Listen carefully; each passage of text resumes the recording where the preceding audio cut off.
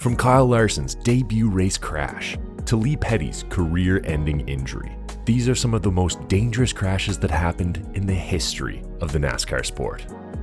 But if you think that these are the worst ones on our list, we have a small hint for you. This is just the tip of the iceberg.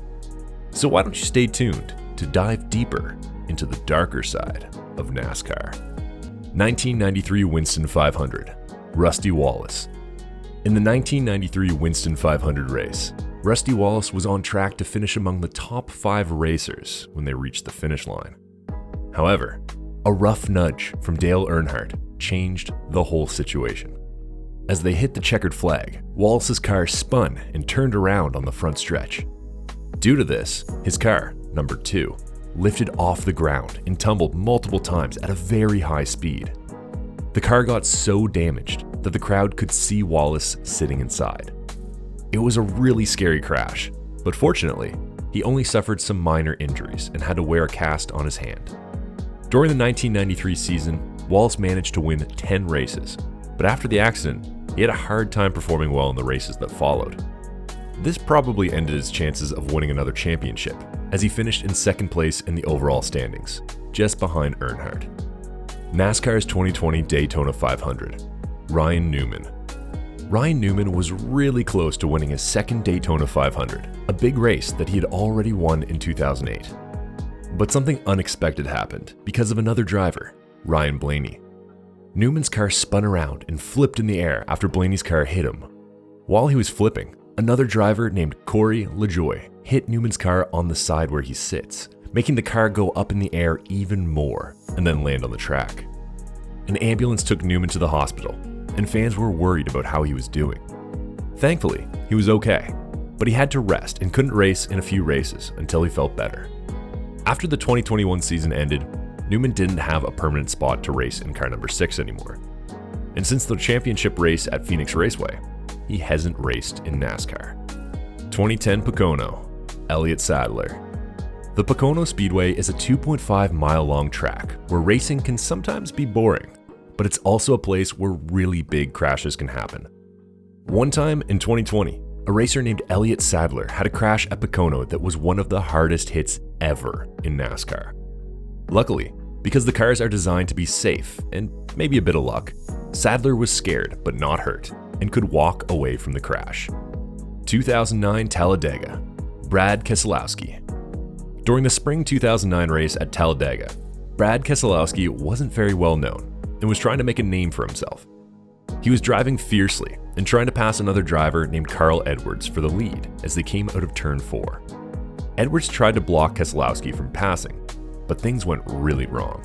This caused a big crash, and since then, these two drivers have been having problems with each other on the racetrack.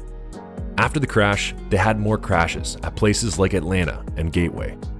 It's hard to say exactly who is more responsible for these crashes, but everyone agrees that these crashes were really scary. You can see one of them if you go to the 50-second mark in the video. When that crash happened, some fans got hurt because of pieces of the cars flying into the stands.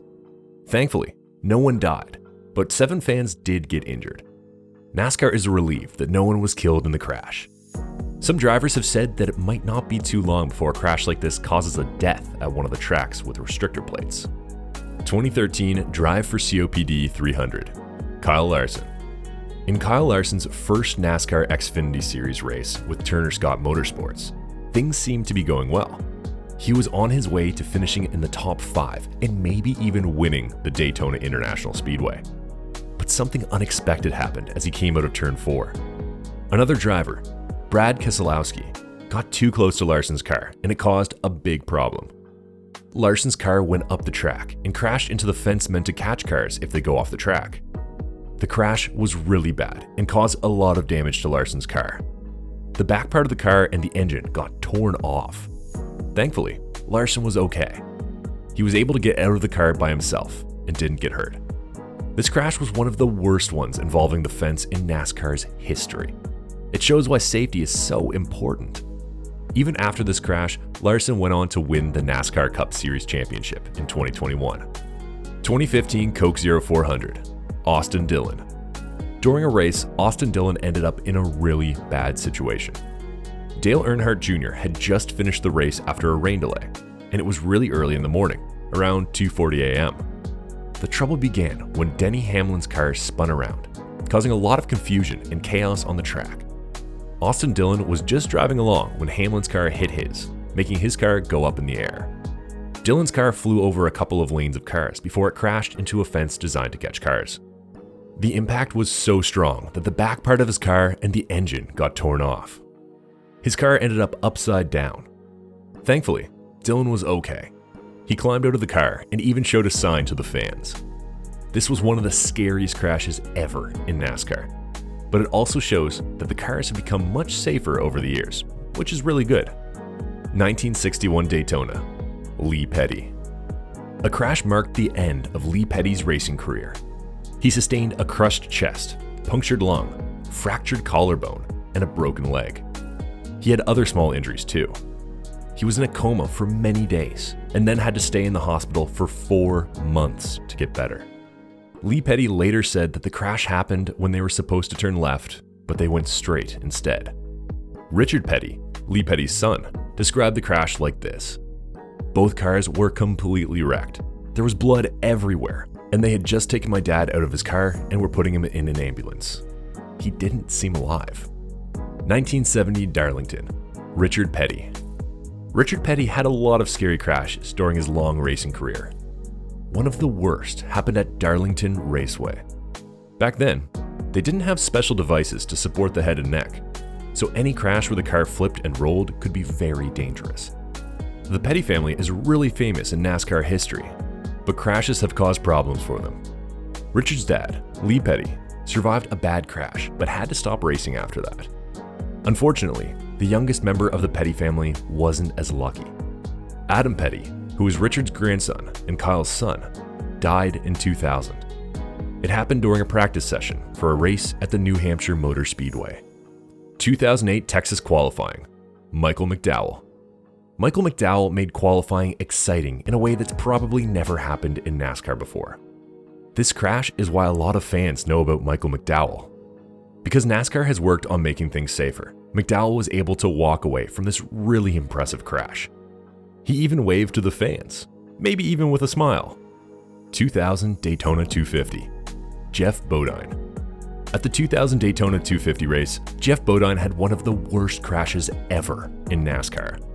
Bodine's truck was in a group of trucks on the front stretch.